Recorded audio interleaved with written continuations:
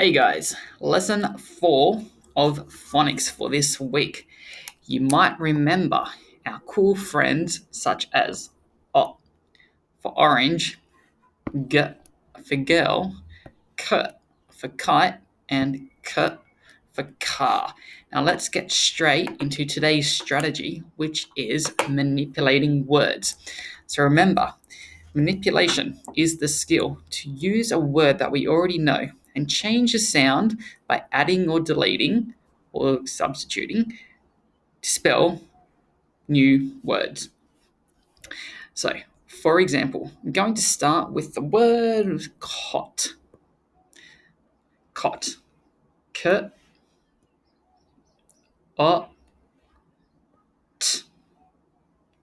Cot. My next word is cat. Now, cot and cat both begin with the same sound. So I'm going to use k. The middle sound is different, k, at. So I'm going to use the at sound. But it ends the same as cot. So I'm going to use the t. K, at. Now, the difference, remember, between using, or when to use a C, is when we have a vowel that is an O, an A, or a U. Now remember, if it's an I or an E, we would use a K that is closest to it. But I'm going to manipulate one more word or spell one more word using my knowledge of the word cat. Now, the next word is cap. So, I know the first sound, my thing does not want to work. So, hang on. Well,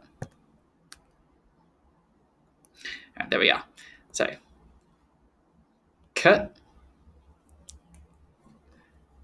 at, p, cap.